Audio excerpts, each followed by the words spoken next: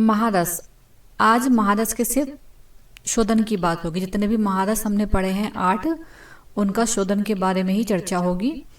इसमें से पहला है अभ्रक। तो अभ्रक के 2 विधियां इसमें बताई हैं मैंने यहाँ पे। इसमें से एक विधि है जिसका फॉर्मूला ये लिखा हुआ है इधर, ये देखिए इधर राइट में, त्रिकांगो।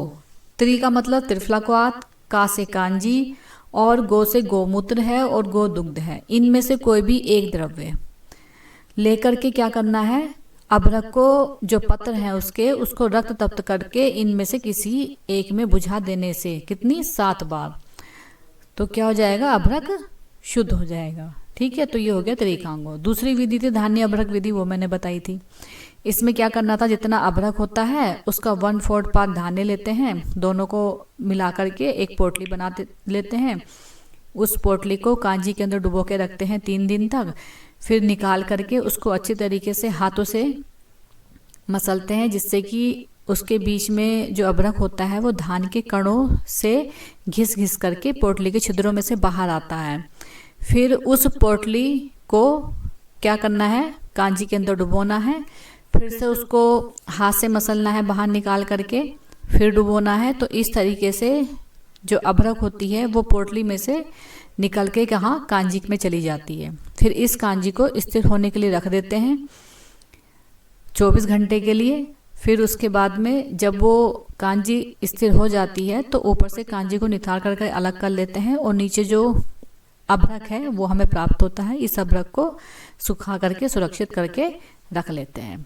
तो ये अभ्रक की 2 विधियां इसमें बताई हैं। अब है वैक्रांत की बात। वैक्रांत की क्या है, अगर वैक्रांत के वा से क्या होता है, वाज यानी कि असु, वाज असु यानी कि असु से क्या लेंगे, उसका मूत्र लेंगे। असु मूत्र में रक्त तप्त करके हम क्या करना है, वैक्रांत को 21 बार बुझाते हैं। ठीक है। दूसरी विधि क्या है, वैक्रांत के क्रा से यानी कि कांजी लेंगे। फिर दूसरा क्या लेंगे, इसमें गोमूत्र लेंगे।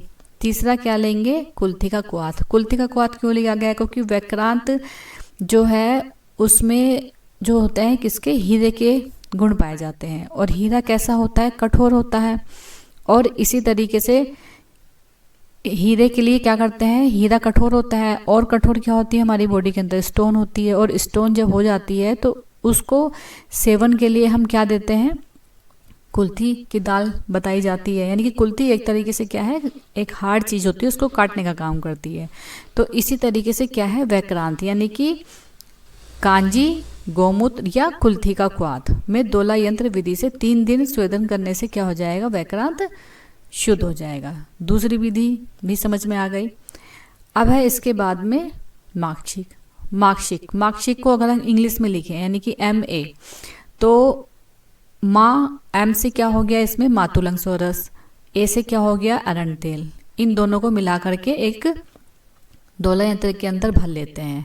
फिर माक्षिक की क्या है, चूर्ण करके उसको पोटली बना देते हैं। और इस पोटली को क्या करना है, इन दोनों के मिक्सचर में यानी कि मातुलंगसोरस और अरंड तेल में दोला यंत्र विधि से 6 घंटे तक स्वेदन करने से क्या हो जाएगा, माक्षिक शुद्ध हो जाएगा।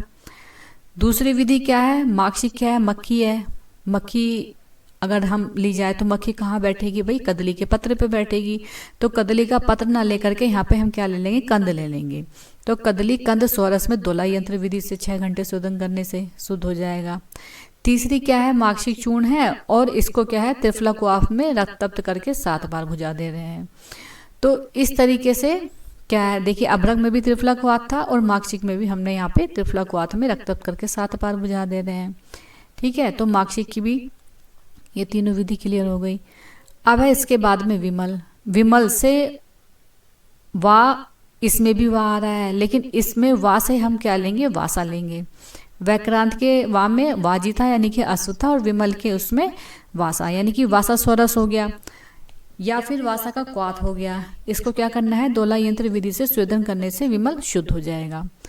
दूसरी क्या है, आद्रक सोरस हो या फिर जम्बीरी नींबू सोरस, इन दोनों में से कोई एक ले लेंगे। तो इस तरीके से 3 हो गए। तो वासा याद ही रहेगा। फिर अदरक सोरस और जम्बीरी नींबू सोरस दोला यंत्र विधि से क्या करेंगे, स्वेदन करने से विमल शुद्ध हो जाएगा। शिलाजीत। शिलाजीत का क्या है, इसका भी एक फॉर्मूला बताया है। जैसे कि क्या है, गोत्री को राजा बनाया, गोत्री को राजा बनाया, गो से क्या हो गया, गोदुग्ध हो गया। अब शिलाजीत कैसा होता है, काले वर्ण का होता है, बाल भी हमारे काले वर्ण, और शिलाजीत बालों के लिए अच्छा है। और बालों के लिए और क्या चीज़ अच्छी होती है, गोदुग्ध अच्छा होता है, त्रिफला हम लगाते हैं जिसमें आंवला पड़ा रहता है, और क्या है, भृंगराज तो है ही अच्छा। तो इसी तरीके से गोत्री को राजा बनाया, यानी कि गो से क्या ले लेंगे, गोदुग्ध ले लेंगे, त्रिफला क्वाथ ले लेंगे, और भृंगराज सोरस ले लेंगे।